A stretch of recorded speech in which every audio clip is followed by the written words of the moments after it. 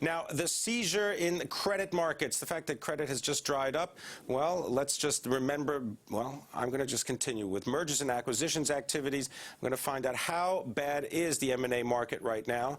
Roger Aguinaldo is the CEO and the publisher of Mergers and Acquisition Advisors.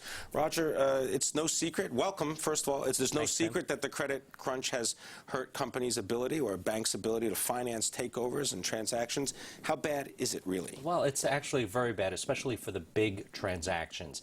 You don't have the credit markets there for liquidity to borrow extra funds to acquire these companies. The private equity companies are not in the market anymore.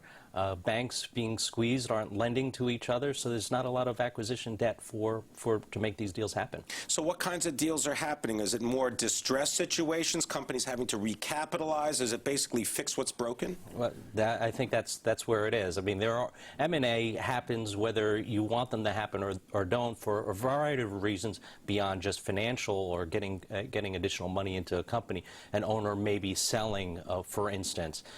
Strategic acquirers are there. They have amassed a lot of cash over the past few years, and valuations have come down a bit, or quite a bit, in the stock market, as you can see. So you're seeing a number of strategic acquisitions and investments happening. Distressed, yes, and those are all the bank financial mergers and acquisitions that happened over the last couple of weeks. Those were all distressed investing and turnarounds. So let me ask you, if that's the case, what do you see for the rest of the year? We're going to be like flatlining all the way to what, 2009? Well, I mean, flatlining is a strong term. I think we are down year over year from last year about 30%. In the amount of deals being done in particular sectors. Financials are still going to see a lot of mergers and acquisitions. There are a number of weak companies, weak financial institutions out there that need to be acquired. So that sounds like shotgun wedding might be an appropriate term. Well, you've seen that over the past few weeks, so you're going to see more of those out there. All right, Rogers, just stay with us. We need to take a commercial break. And also, just to recap some headlines crossing the Bloomberg terminal, this has to do with NASDAQ OMX. It is going to replace Dillard's in the S&P 500. The stocks are moving in after-hours trading. And coming up next, we're going to try to go to the CEOs of the biggest companies in the U.S. Are they as pessimistic as consumers? The Business Council, it releases its survey every half year.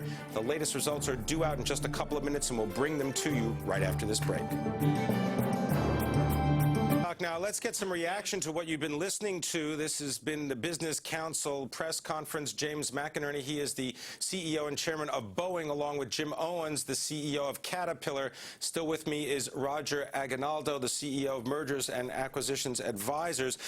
Roger, you were listening in to the conference. They talked about how they don't expect growth much more than 2% for 2009, significantly deteriorating confidence in the near term. Right. But they did mention, at least Jim Owen of Caterpillar, he said he's looking beyond that for new productivity, for new types of R&D that are going to yield new products. Is that what you're seeing in the merger and acquisition when people talk about why they want new business? Yeah, well, just to give a comment on the survey itself, it's funny when all the news is bad, you ask them a survey, and of course they're going to say all the news is bad. So you have to look at the survey and see where it's looking, and they did mention it is in the short term. Now, in the M&A space, that's an opportunity, especially with turnarounds and distress. If you're an investor, if you have cash, if you are a company, it has cash, and you're looking to make that strategic acquisition, now perhaps may be a good time to do that because of the lower valuations, if you have the cash. Now, if you don't have the cash, you need to go to the bank. That's where the trouble comes, because there's a crisis in the financial system. The banks right now aren't lending except for the small middle market, lower middle market transactions. Well, it's interesting you say the banks aren't lending because, for example, I believe, what is it, Altria's attempted acquisition of US Tobacco, that's been put on hold. You've got Dow Chemical trying to close the Roman Haas deal. Do you think that those kinds of deals are going to get done, or are they're just being postponed, or are they really off the table? At this point, they're off the table. I mean, if you can't close the deal, if you don't have the money at the closing table, you can't close the deal. It's like going to buy your home and you don't have the bank with you with the other 80% of the money, you only have the 20%, you're not going to be able to close the deal. Same thing with the merger and acquisition. If the companies are going there and they don't have the money from any source, Now, this is where creativity comes in the M&A space. If the banks aren't lending or the U.S. banks aren't lending, perhaps there may be some foreign banks that could be lending, or perhaps some other investors out in the world.